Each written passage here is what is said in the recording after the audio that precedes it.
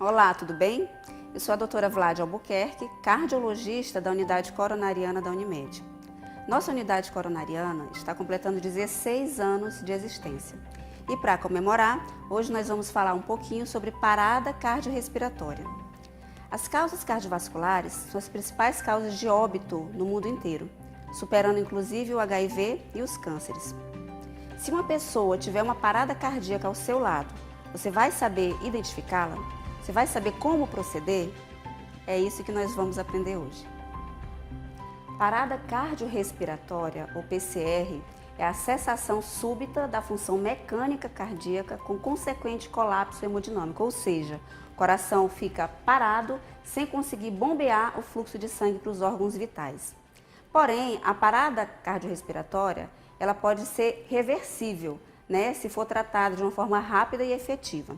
Para vocês terem uma ideia, o que é rápido quando se trata de PCR, a cada minuto do paciente parado, sem socorro, diminui em 10% a chance desse paciente sobreviver.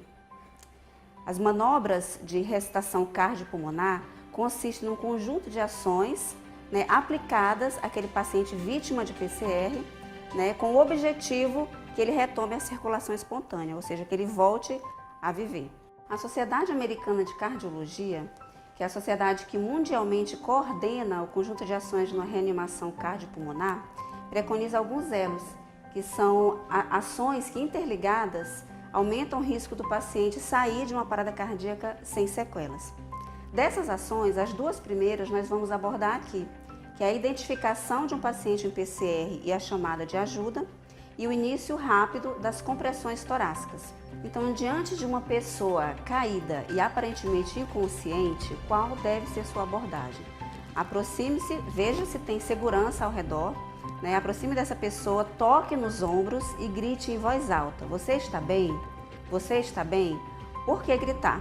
Muitas vezes um paciente idoso que tem problema de audição, então tem que gritar realmente. O paciente não acordar, não responder, você já tem que chamar por ajuda. Se estiver num ambiente como aeroporto, shopping, onde possivelmente tem uma equipe de socorro, chama por essa ajuda também. Volta para o paciente e procura observar se ele está respirando. Essa observação não deve ser demorada, em torno de 5 a 10 segundos.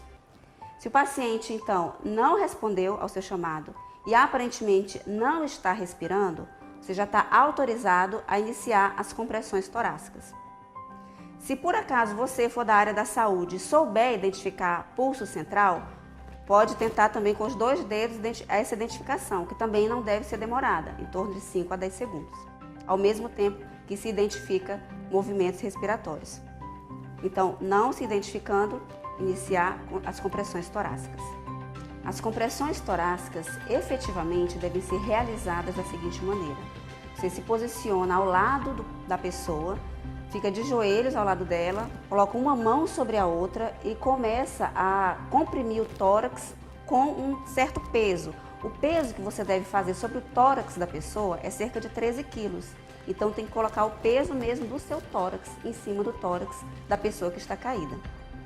O quanto você deve aprofundar no tórax da pessoa é cerca de 5 a 6 centímetros. E a velocidade não pode ser nem tão lenta, nem tão rápida. Em torno de 100 a 120 por minuto.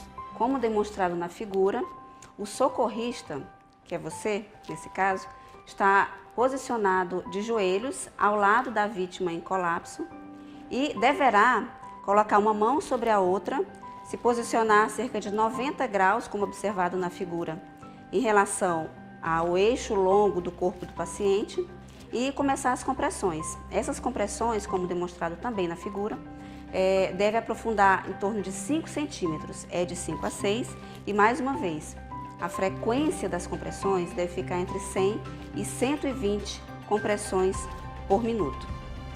E você deve ficar fazendo as compressões até a chegada do socorro, serviço médico de emergência local. Se, por acaso, o socorrista cansar, entrar em exaustão, deverá alternar com outro socorrista. Se você estiver num ambiente onde tenha um dispositivo de ventilação, que no caso demonstrado é essa máscara que joga o ar para dentro dos pulmões do paciente, a sequência deverá ser 30 compressões para 2 ventilações. Se você estiver num ambiente que não disponibilize desse dispositivo de ventilação, tem que ficar fazendo as compressões torácicas até o socorro médico chegar. Então, o que fazer diante de uma pessoa em provável parada cardiorrespiratória? Você, o socorrista, deverá se posicionar ao lado da pessoa e de joelhos, tocar-lhe nos ombros e falar em voz alta, perguntando se ela está bem. Observar os movimentos respiratórios por 5 a 10 segundos e, na ausência deles, já chamar por ajuda, ligando para o número 192, que é o serviço de emergência local.